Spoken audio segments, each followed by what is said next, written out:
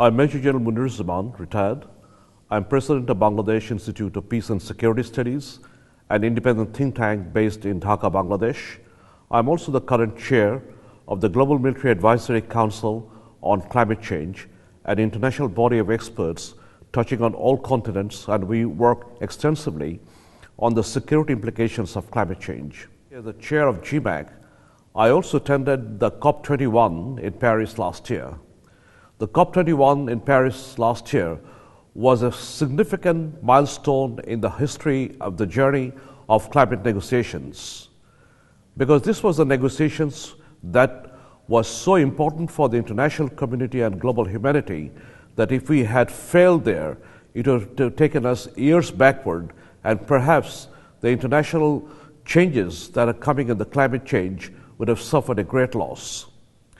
One significant aspect of the negotiations this year from my side was that GMAC issued a call for action on understanding of climate implications for security globally and internationally. It was very well received in the sense that we alerted the international community that the urgency of the implications of climate change on security has become rather crucial, and if we do not attend to these issues now, then we will be absolutely meeting disastrous consequences down the road. I'm happy to report that it was received very well by leaders and the international community, and they have taken a note of many of the aspects that we highlighted. A big success of the negotiations this year, that is for the first time that 196 countries participating in the global negotiations agreed on principle to some of the issues that was put on the table. So therefore, in a nutshell, we came out of Paris with an agreement. This was especially significant after the frustrations of the negotiations that were taking place in Copenhagen in COP15, for example. So in that score, COP21 in Paris was a great success that we came out with the success of an agreed negotiations in principle. But there are various challenges that lie ahead for the reason that it is an agreement in principle and many of the implementation details have been left out. For example, the INDCs on which the whole negotiations are based are extremely voluntary by nations. And even if all countries implement their INDCs 100%, there are critics who are saying that the global temperature will rise above 3% by end of the century. And that is something that we cannot afford. We have to cap the global temperature rise at preferably 1.5 degrees and nothing above 2 degrees, because the consequences of a global temperature rise above 2 degrees can be disastrous for not only for the nature, but for the stability of the world and for the grave security consequences in the security implications that we face. Therefore, although we agreed in principle, there is much work that needs to be done ahead so that countries implement whatever they have pledged and improve on those.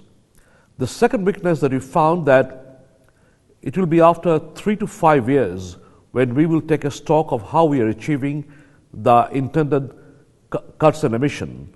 And if we are not achieving well, then it may be rather late to go back and correct them after 3 to 5 years. Therefore, a lot of intentions are left to member states and individual states, and they have to take the responsibility in implementing whatever they have pledged. The third issue that also came to my mind is that the whole agreement has been based on the general principles that are to be implemented in the coming years. But there are areas of the world which has grave consequences and the timescales are different. For example, the small and island states are extremely vulnerable, and they are in the frontline states in the face of climate change changes. No special provisions have been made for them. There are groups of vulnerable states or the frontline states, including my own state, Bangladesh, which have more urgent consequences that need to be addressed, but no special provisions have been made for those states. So these are the issues that need to be addressed separately after the agreement has been penned in New York sometime this year. The fund that has been agreed, $100 billion that is to be created by member states for adaptation purposes of the vulnerable and small states needs to be created immediately. We had seen such promise before, particularly in Copenhagen, but nothing materialized. So we only hope that the promises of funds that has been made in Paris are implemented so that the urgent needs of adaptation of member states, particularly vulnerable states, are met urgently. So on the whole, I would like to say that great achievement has been achieved in Paris by agreeing on principle to some of the basic principles for climate change negotiations, but much needs to be done so that the grave consequences that we foresee from the climate implications, particularly the security implications of climate change, do not come and challenge the stability and the security of our regions and of the international community and the world. Thank you all very much. Thank you.